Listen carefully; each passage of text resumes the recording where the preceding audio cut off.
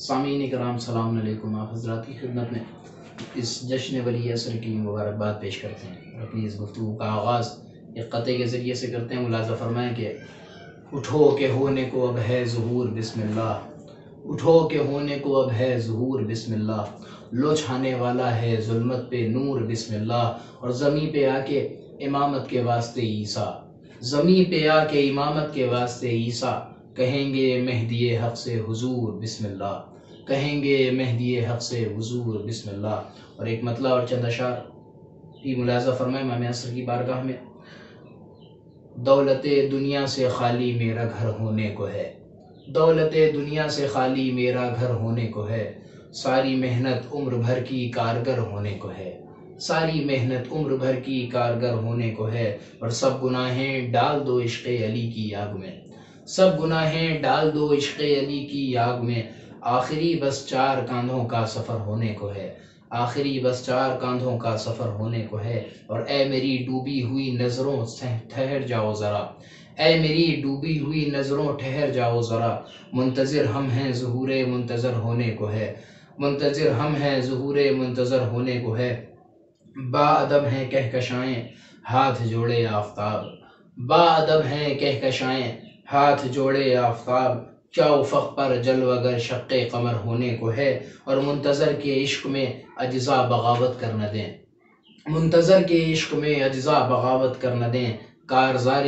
جسم میں تیغ و تبر ہونے کو ہے، کارزار جسم میں تیغ و تبر ہونے کو ہے، اور شاہ راہوں کو سجانا ہے ہمیں کردار سے، شاہ راہوں کو سجانا ہے ہمیں کردار سے، شہر سے سنتے ہیں مولا کا گزر ہونے کو ہے، شہر سے سنتے ہیں مولا کا گزر ہونے کو ہے، اور آسماں والوں کی آنکھیں منتظر ہیں اس لیے، آسماں والوں کی آنکھیں منتظر ہیں اس لیے، بہتے پانی پر عبادت باہنر ہونے کو ہے، بہتے پانی پر عبادت باہنر ہونے کو ہے، اور کچھ نہ کچھ تو بات ہے ورنہ جواب آتا ضرور، کچھ نہ کچھ تو بات ہے ورنہ جواب آتا ضرور، ویسے تو بھیجے عریضہ سال بھر ہونے کو ہے، ویسے تو بھیجے عریضہ سال بھر ہونے کو ہے، اور دشمن شبیر اب اپنے سروں سے ہوشیار، دشمن شبیر اب اپنے سروں سے ہوشیار، ذوالفقار حیدری اب خوں میں تر ہونے کو ہے، ذوالفقار حیدری اب خوں میں تر ہونے کو ہے، اور جاگتے رہنا ستاروں چاند کو کر دو خبر، جاگتے رہنا ستاروں چاند کو کر دو خبر، حجت قائم کی محفل رات بھر ہونے کو ہے، حجت قائم کی محفل رات بھر ہونے کو ہے، اور دھیرے دھیرے بھر رہا ہے ظلم سے سارا جہاں، دھیرے دھیرے بھر رہا ہے ظلم سے سارا جہاں، ایسا لگتا ہے دعاؤں میں اثر ہونے کو ہے، ایسا لگتا ہے دعاؤں میں اثر ہونے کو ہے، اور اس کے دسترخوان سے دیبل نہ اٹھنا حشر تک، اس کے دسترخوان سے دیبل نہ اٹھنا حشر تک، جس کے ہاتھوں کا دھواں لالو گوہر ہونے کا ہے، جس کے ہاتھوں کا دھواں لالو گوہر ہونے کو ہے۔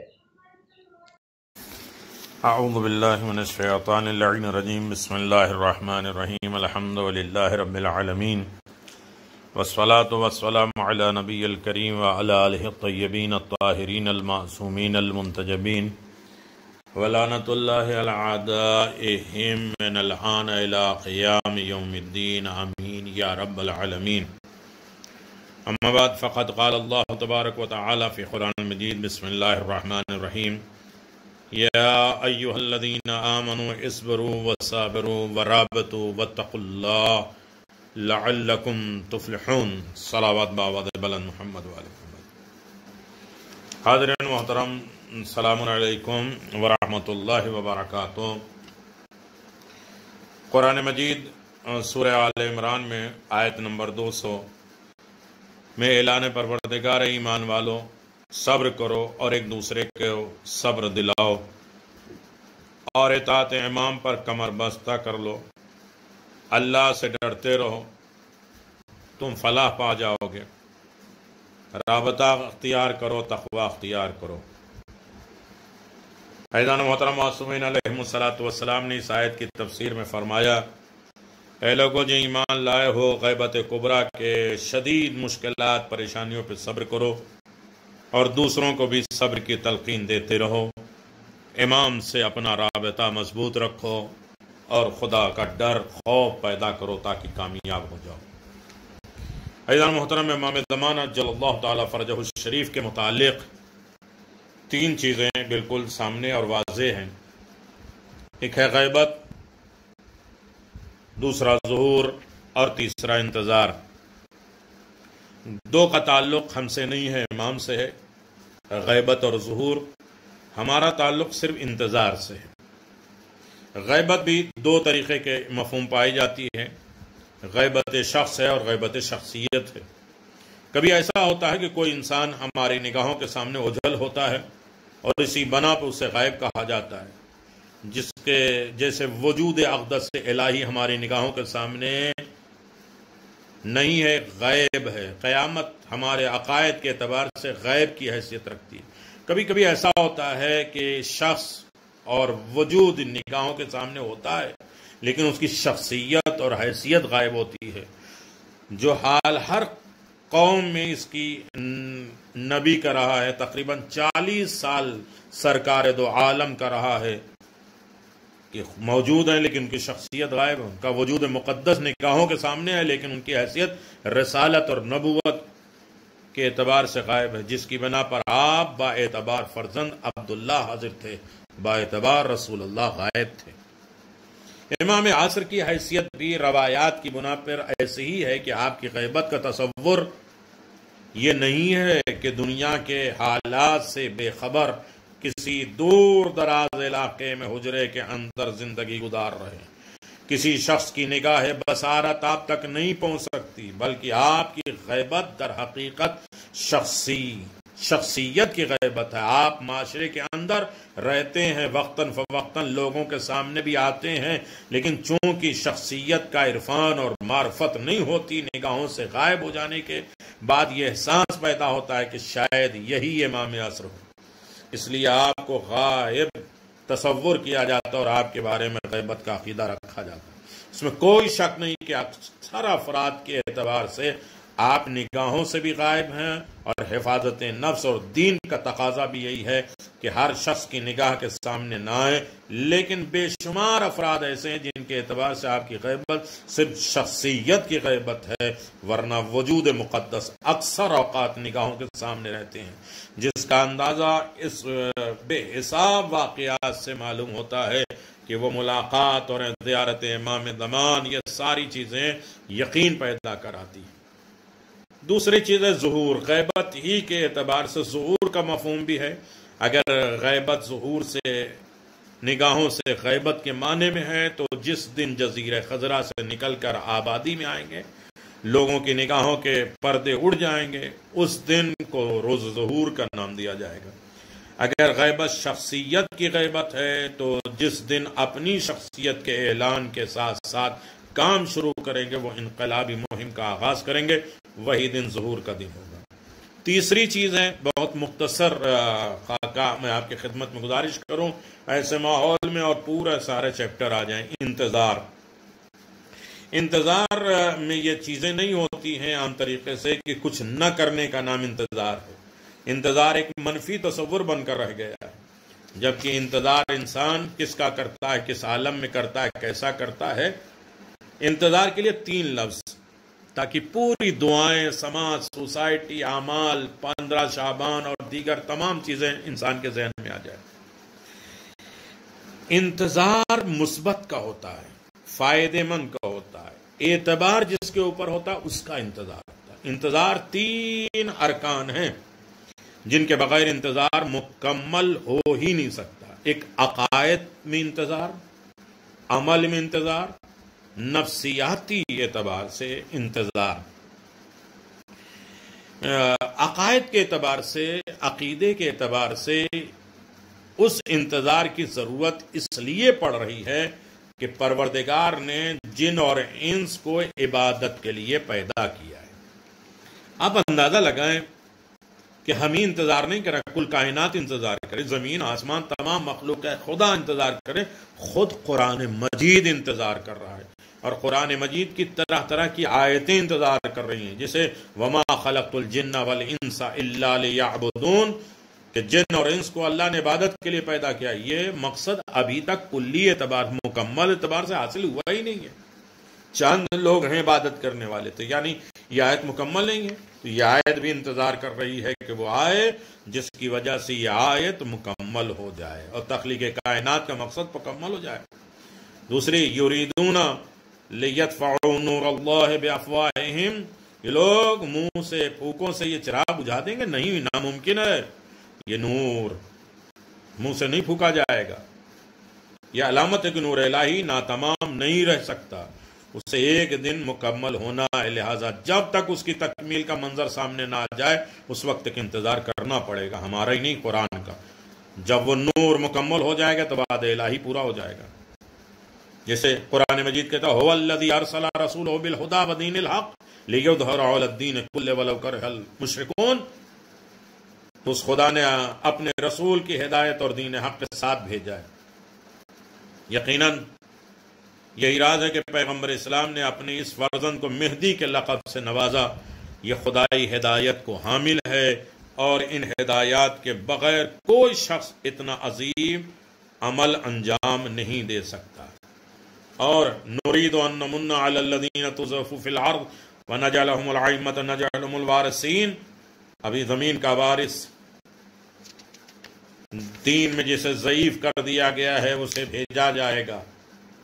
ساری دنیا جو محروم ہے، مستضعف ہے، کمزور بنا دی گئی ہے، جس شخص کو مقصد تخلیق، غلبہ دین الہی اور اتمام نور، پروردگار، وراثت مستضعفین کے اعتبار سے اسے تابناک مستقبل کا انتظار کرنا ہوگا۔ البتہ کوئی شخص اعتبار سے ہی محروم ہو جائے تو اس کی زندگی میں انتظار کا کوئی سوال ہی نہیں پیدا ہو۔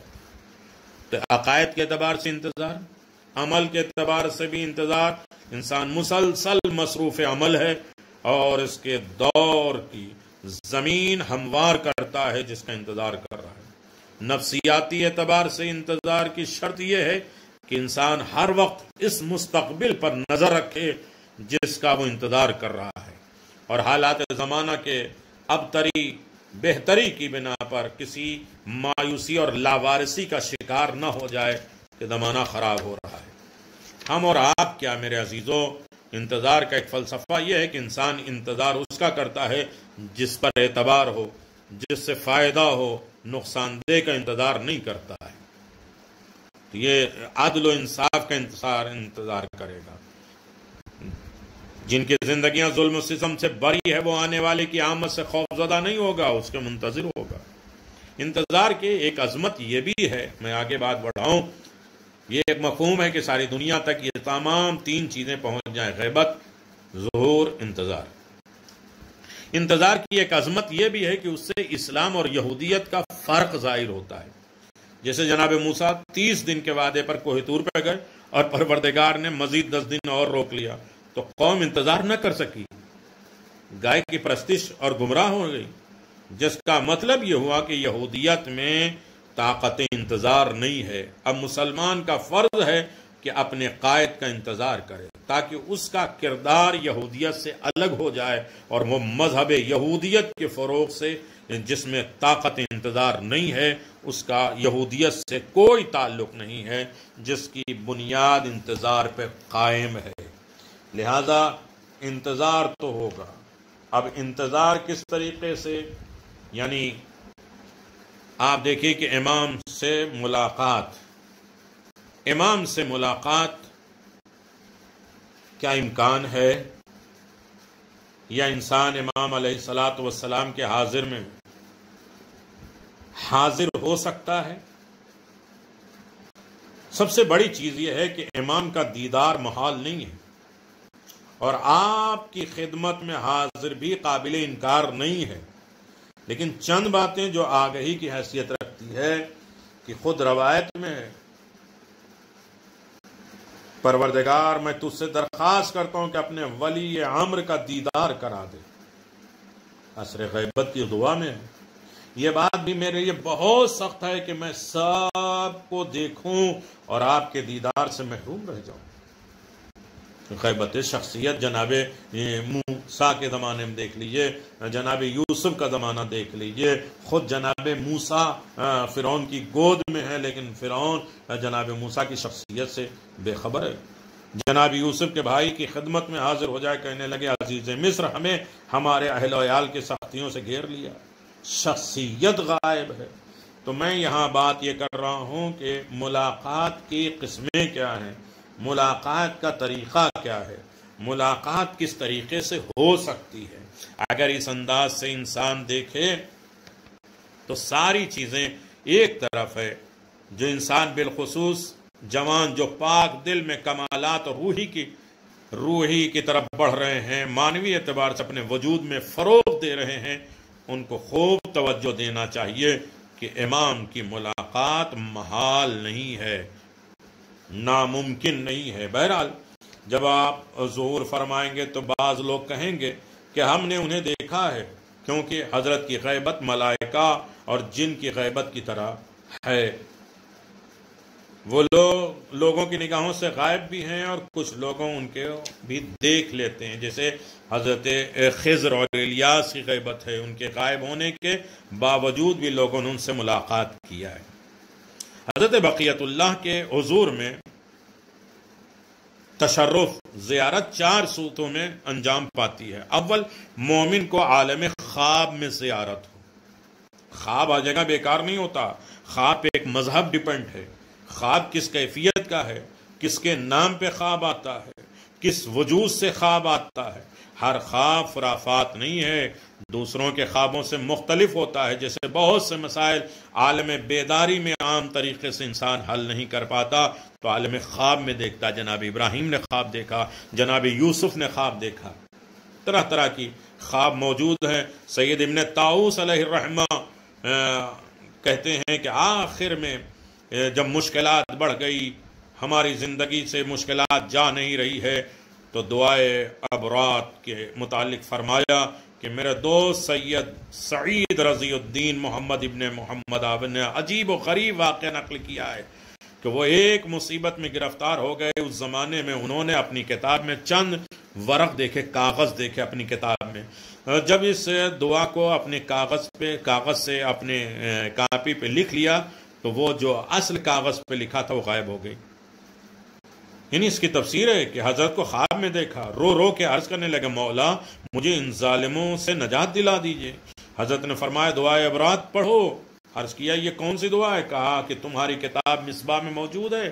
کہا نہیں ہے۔ کہا جا کے دیکھو۔ جب خواب سے بیدار ہوئے تو نماز صبح پڑھی اور مصباح کو کھولا تو دیکھا کتاب کے درمیان میں کچھ ورق لکھے ہیں اور انہیں نے اس کو 40 مرتبہ پڑھا۔ نتیجہ یہ ہوا کہ جس حاکم کی یہ قیدی تھے اس کے معتمد بیوی نے حضرت امیر المومنین کو خواب میں دیکھا اور آپ نے اس سے فرمایا کہ تیرے شوہر نے میرے فرزند کو گرفتار کر کے کھانا پینا بند کر دیا، اس سے کہہ دو کہ اگر وہ رہا نہیں کرے گا تو تیرا سارا گھر ویران ہو جائے گا۔ اور اس کے بعد محمد آوی عزت کے ساتھ چھوڑ دیے گئے۔ دعائے ابرات، اللہم انی اسألک یا راحم العبرات یا کاشف الکربات، یہ پڑھا جائے۔ دوسری چیز ہے عالم مکاشفہ میں بہت سے حضرات وجود اقدس سے مشرف ہوئے، ملاقات کیا ہے۔ شاید سوال یہ ہے کہ مکاشفہ کیا ہے؟ اور مکاشفہ میرے سامعین یہ ہے کہ جب انسان کی روح قوی ہوتی ہے، حیوانی صفات کے چھوڑ دیتی ہے، انسان اپنی روح کو اپنے جسم کا مالک بنا لیتا ہے، اس پر صاحب اختیار بنا دیتا ہے، تو مکاشفات کی زمین اس کے لیے ہموار ہو جاتی ہے۔ بعض اوقات خصوصاً خضوع اور خشوع کی عبادت کے بعد مومن کی ایسی حالات ہو جاتی ہے کہ خود اس کو پتہ نہیں چلتا کہ کیا ہوا، خواب دیکھ رہا تھا یا جاگ رہا تھا، آنکھیں کھلی تھی یا بند تھی، مگر حقائق اس پر بالکل کھل جاتے ہیں، اسے کشف کہتے ہیں۔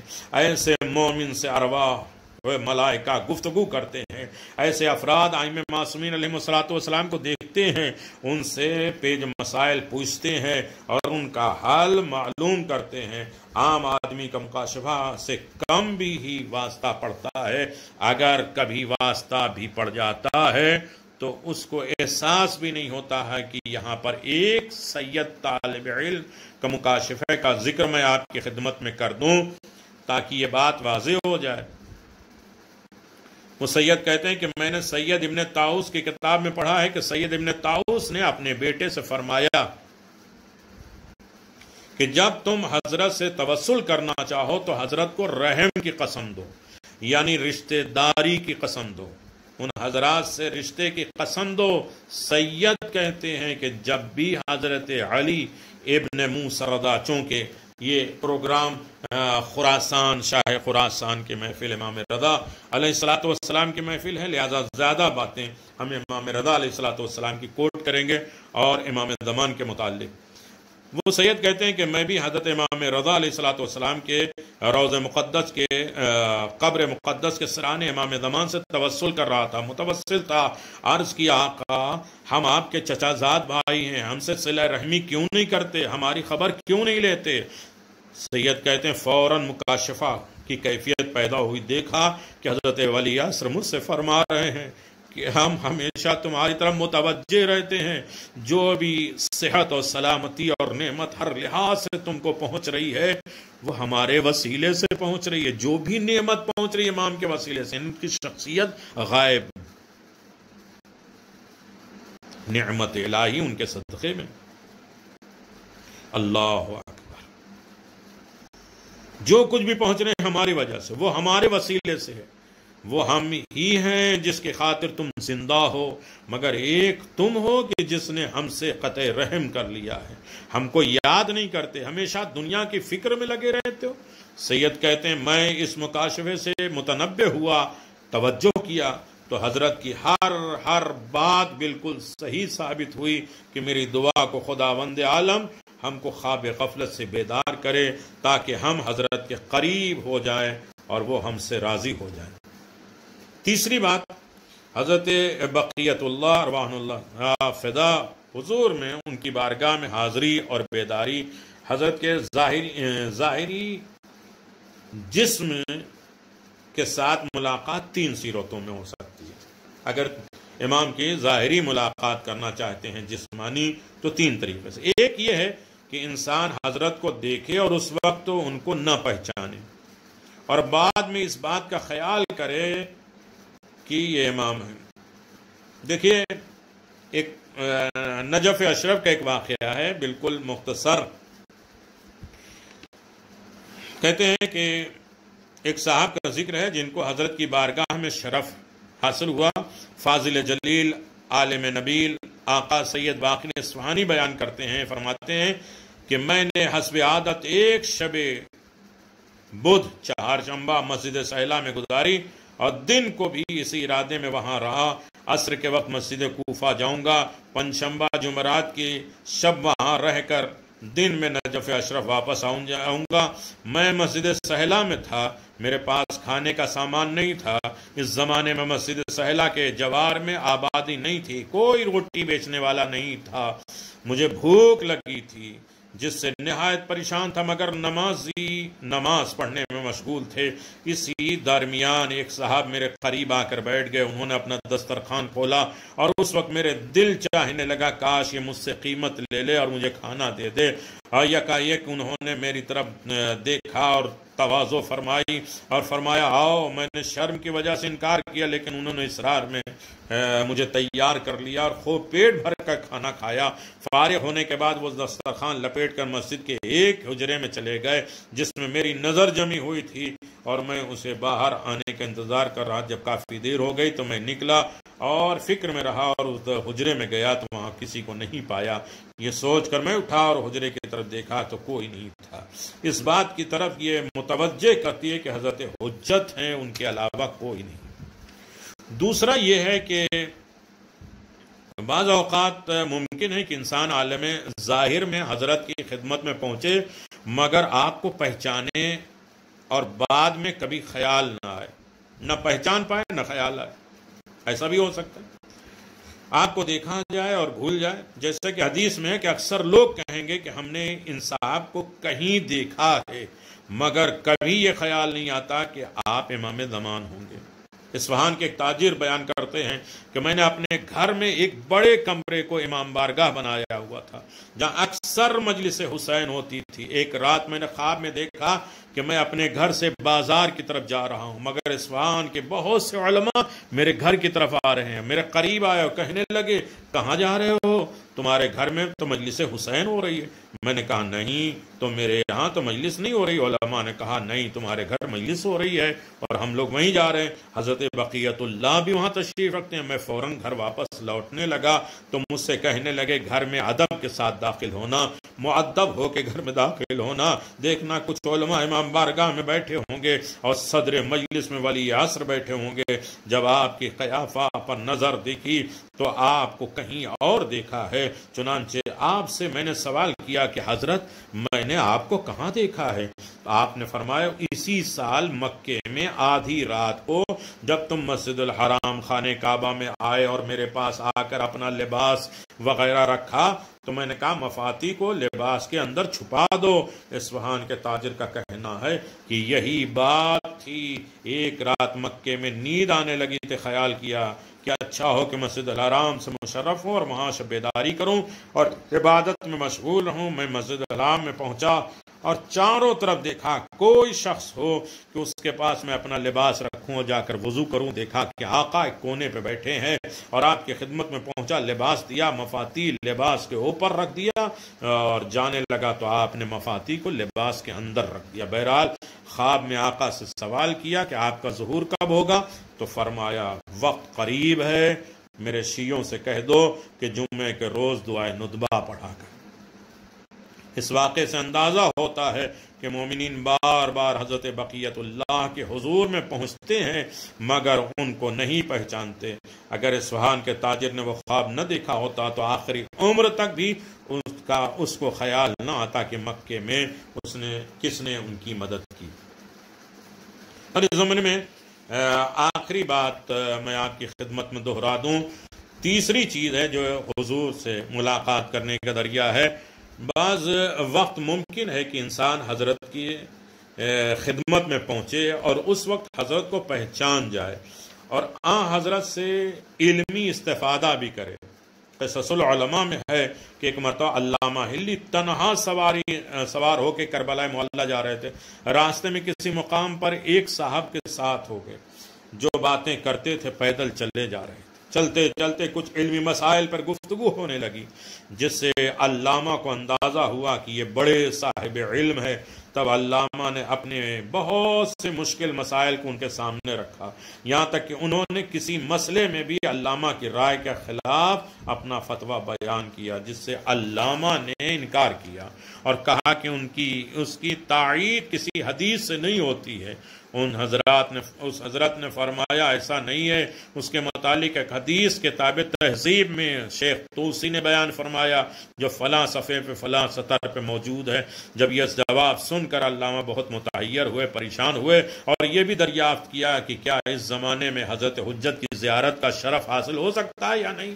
یہ کہتے ہوئے علامہ کے ہاتھ سے تازیانہ گر گیا جس کو انہوں نے صاحب نے جھک کر اٹھایا اور علامہ کے ہاتھ میں دے کر فرمایا کیوں نہیں دیکھ سکتے ہو حالانکہ ان کا ہاتھ تمہارے ہاتھ میں ہے۔ یہ سن کر علامہ ایسے بے قرار ہو گئے کہ بے اختیار ہو کر اپنے کو سواری سے گرا دیا تاکہ حضرت کے پائے مقدس کو بوسہ لے سکے، لیکن غش آ گیا۔ جب ہوش میں آئے تو حضرت غائب ہو گئے۔ علامہ ہلی نے کربلا سے واپس ہو کر کتاب تہذیب میں دیکھا وہ حدیث موجود تھی۔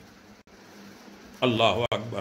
چوتھی صورت یہ ہے کہ میں کوئی خاکہ آپ کی خدمت میں گزارش کروں۔ میں نے کہا نا کہ بہت وقت کم ہے، لیکن اس خاکے کو جو ہمیشہ جامعیت مجلس نہیں ہے کہ جو سن کر ہم بھول جائیں، بلکہ یہ چیزیں ہمیشہ ریکارڈ رہیں گی اور انسان اسے ہمیشہ اپنے پاس رکھے اور اس سے 4 باتوں کو 40 بنانے کی کوشش کرے۔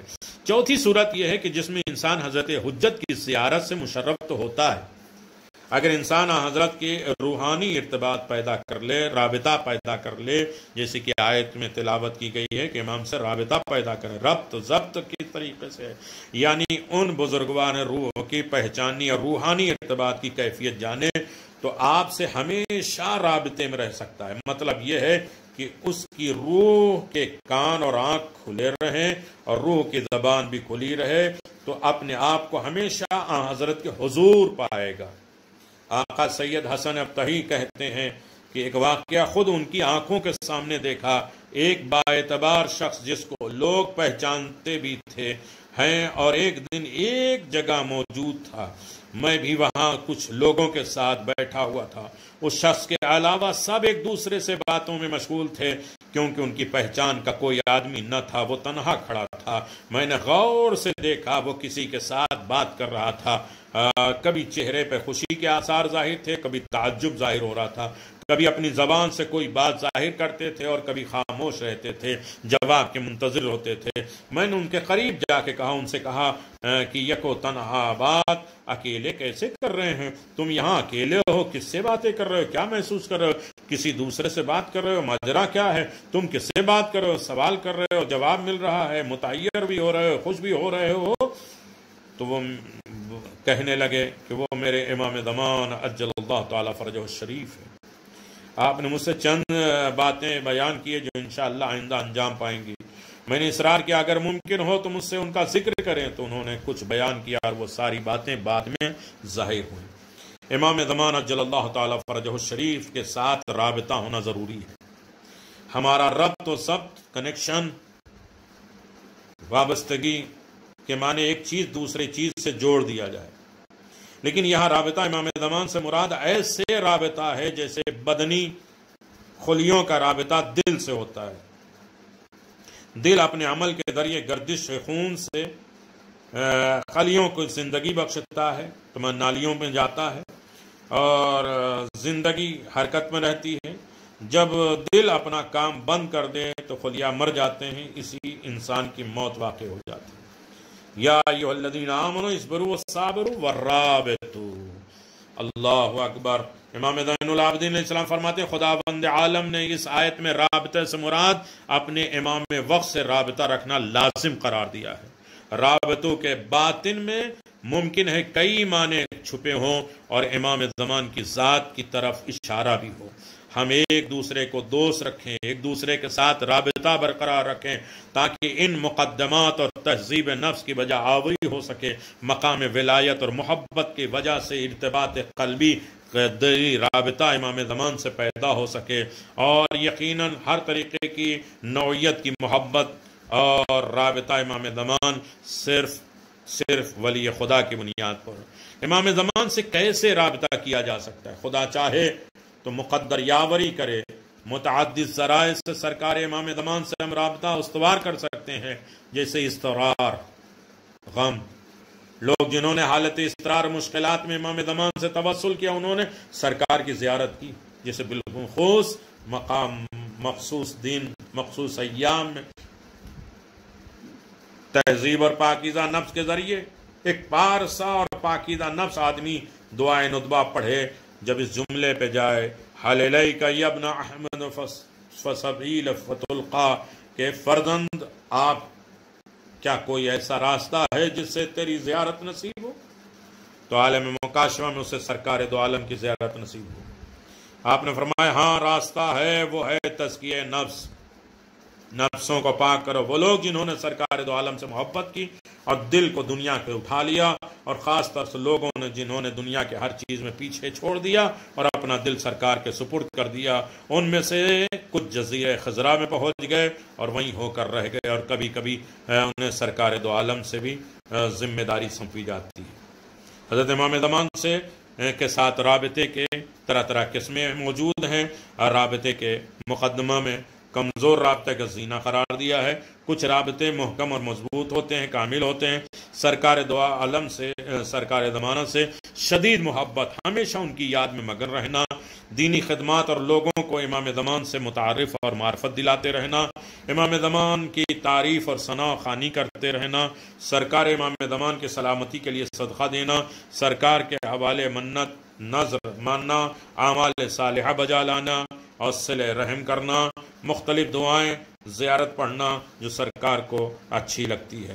ان دعاؤں میں تقریباً 18 دعائیں ہیں جو امام زمان علیہ السلام سے وابستہ ہیں، اور یقیناً ہر انسان امام زمان علیہ السلام سے اسی طرح سے رابطہ کر سکتا ہے۔ ظاہری ملاقات بھی ممکن ہے، امام زندہ ہیں، یقیناً یقیناً جب زندہ ہیں تو ان سے ملاقات کے واقعات بھی بہت ہیں، کوئی بھی ان ملاقات کی حقیقت سے انکار نہیں کر سکتا۔ امام سے ملاقات کی باتیں، امام زمان زندہ ہیں، اسی زمین پر زندگی بسر کر رہے ہیں، لوگوں کی مشکلات حل کر رہے ہیں۔ ہمیشہ ہمیں اپنی مشکلات میں ان کی طرف رجوع کرنا چاہیے۔ زمین حجت خدا سے خالی نہیں ہے۔ یہ ملاقاتیں ان تمام لوگوں کے منہ پر تماچا ہے جو امام عصر کے وجود کا انکار کر رہے ہیں یا قدرت و طاقت کا اعتراف نہیں کرتے۔ کون ملاقات کر سکتا ہے امام زمان سے؟ یہ بہت سے لوگ ہیں۔ یقیناً متقی، پرہیزگار، غیر متقی، تاجر، غیر تاجر، مزدور پیشہ، غریب، امیر، پریشان حال، یہاں تک کہ غیر شیعہ نے بھی امام سے ملاقات کی۔ خود امام کی توقیع میں موجود ہے۔ خدا ہمارے شیعوں کو اطاعت کی توفیق میں رحمت فرمائے۔ اگر یہ لوگ اپنے عہد و پیمان کو وفا کرتے تو ہماری ملاقات کی نعمت سے تاخیر نہ ہوتی، معرفت کے ساتھ ہمارے دیدار کی سعادت چل نصیب ہوتی۔ پھر فرمایا جس چیز نے ہمیں ان سے دور کر رکھا ہے وہ ان کی طرف سے موصول ہونے والی وہ خبریں جو ہمیں ناپسند ہیں اور ہمیں اس سے توقع نہیں ہے۔ اللہ، آپ دیکھیں علی ابن ابراہیم ابن مہزیار خوش قسمت افراد ہیں جنہیں امام زمان علیہ السلام نے ملاقات کا شرف دیا۔ علی ابن مہزیار حضرت ولی عصر کی خدمت میں حاضر ہیں۔ امام علیہ السلام نے فرمایا اے ابو الحسن، ہم رات دن تمہارے منتظر ہیں، کس چیز نے یہاں آنے سے تمہیں روک دیا، تاخیر میں کر دیا؟ عرض کیا مولا کوئی ایسا نہیں تھا جو مجھے آپ تک پہنچا سکے، تمہیں کوئی یہاں تک پہنچانے والا نہیں تھا؟ امام نے پوچھا۔ پھر امام نے فرمایا اپنی انگلی سے زمین پر ایک خط کھینچا، کہا نہیں ایسا نہیں ہے، لیکن تم لوگوں نے مال میں اضافہ کر لیا، تم لوگ کمزور اور مومنین کے ساتھ اکڑ کر پیش آتے رہے، تم نے اپنے رشتہ داریوں کو توڑ دیا، اس کے بعد بھی کوئی عذر باقی ہے؟ عرض کیا مولا توبہ توبہ، معذرت معذرت۔ پھر فرمایا ہے ابن مہزیار اگر تم میں سے بعض کے لیے استغفار نہ کرتے ہوتے تو صرف خاص شیعہ کے علاوہ سب ہلاک ہو جاتے۔ خاص شیعہ وہ ہیں جن کا قول اور عمل ایک ہے۔ اس ملاقات سے اندازہ ہوتا ہے کہ امام عصر علیہ السلام کے دیدار سے محرومی کا سبب کثرت مال ہے، مومنین سے اکڑ کر پیش آنا ہے، رشتہ داروں کو چھوڑ دینا ہے۔ یہ وہ ذریعہ ہے جہاں انسان اپنے امام سے ملاقات نہیں کر سکتا۔ میرا عزیزو، خراسان کا مسئلہ ہے، اور آخر میں یہ کہہ دیں کہ امام کی ملاقات ممکن ہے۔ کن کن دعاؤں سے، کن اعمال سے، کس طریقے سے، کس پاکیزگی کے ساتھ انسان امام علیہ السلام سے اپنا رابطہ استوار کر سکتا ہے۔ ایک چھوٹی سی حکایت، تاکہ خراسان کے سلسلے میں دو چیزیں میں نے آپ کی خدمت میں گزارش کی ہے، اور آخر میں ایک چھوٹی سی دعا جو امام زمان کے سلسلے میں امام رضا علیہ السلام نے کہا ہے وہ پڑھ کے اور بات تمام کر دیں۔ اگر درمیان میں تھوڑی سی بات اور زیادہ ہو جائے تو امام کی برکت کا ذریعہ سمجھ کے اسے درگزر فرمایا اور اسے حصہ کریں۔ اللہ تعالیٰ کے ایک دوست نے میری رہنمائی کی تھی، ایک کتاب میں موجود ہے کہ اپنی مرادیں حاصل کرنے کے لیے زیارت سلام اللہ الکامل التام کو پڑھا کرو۔ کوئی بھی مشکل ہو، کوئی بھی حاجت ہو، اگر اسے ختم کرنا چاہتے ہو، امام سے رابطہ رکھنا چاہتے ہو، اپنی حاجت کو مکمل کرنا چاہتے ہو، تو زیارت استغاثہ سلام اللہ الکامل التام۔ اس وقت میری حاجت صرف ایک ہی تھی، وہ کہتے ہیں کہ میری صرف ایک ہی حاجت ہے، وہ حضرت بقیت اللہ ارواح جو ہمارا موضوع ہے، امام زمان کی زیارت نصیب ہو جائے۔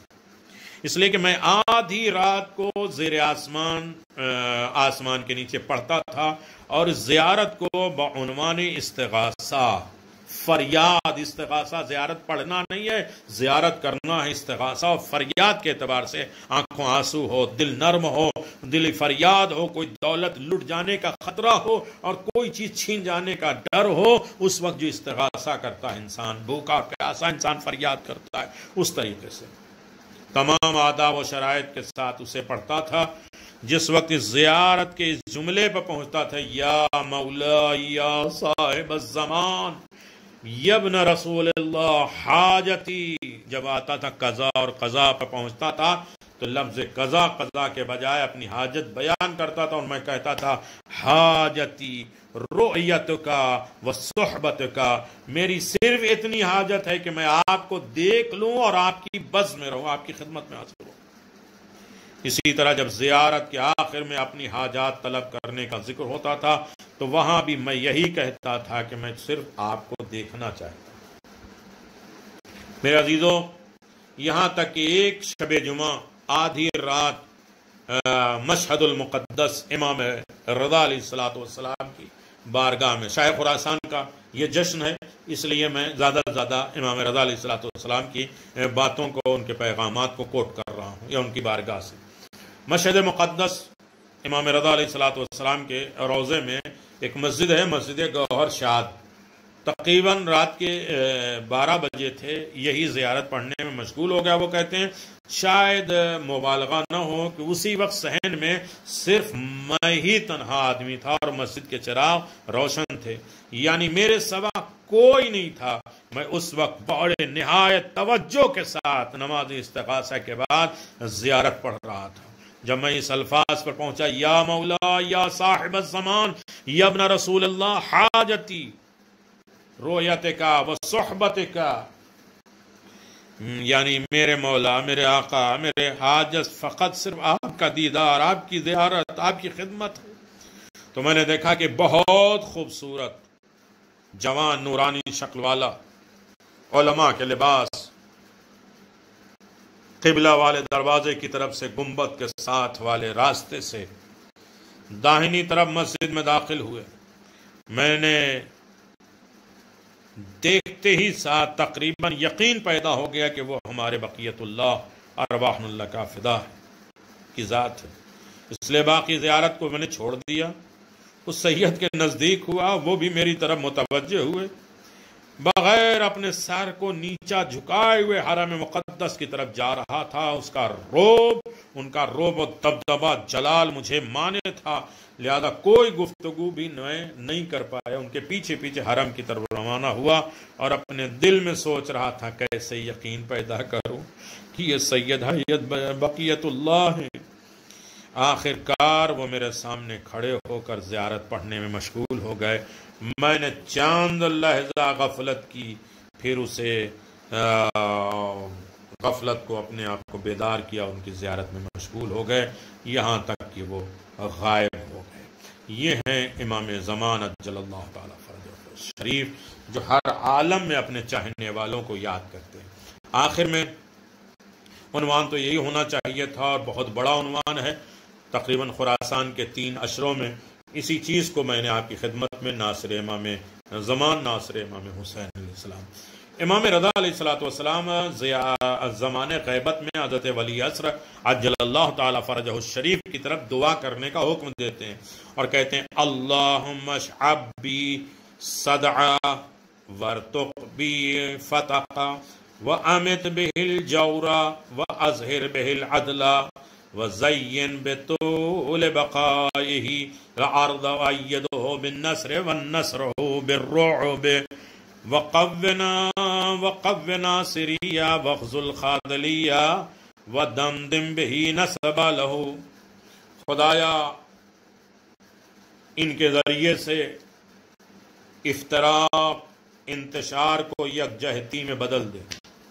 آج جو افتراق پائے جاتے ہیں، کسی بھی معاملے میں اختلاف پائے جاتے ہیں، لڑائی جھگڑے فتنے پائے جاتے ہیں، اس کو یونٹی، اتحاد اور یکجہتی میں بدل دے۔ خدایا امام رضا علیہ السلام کی دعا ہے امام زمان کے لیے، خدایا ان کے ذریعے سے دوریوں کو دور کر دے، جو گیپ ہیں وہ ختم کر دے، ان کے ذریعے سے ظلم کا خاتمہ کر دے، ان کے ذریعے سے عدل و انصاف کو ظاہر کر دے، ان کے طولانی قیام سے زمین کو زینت دے دے، اپنی نصرت سے ان کی تائید کر، اپنے روب سے ان کی مدد کر، ان کے مددگاروں کو قوت عطا کر، ان کے ساتھ چھوڑنے والوں کو ذلیل کر، اور جو ان کی مخالفت پر کمر بستہ ہو گئے ہیں انہیں ہلاک کر دے۔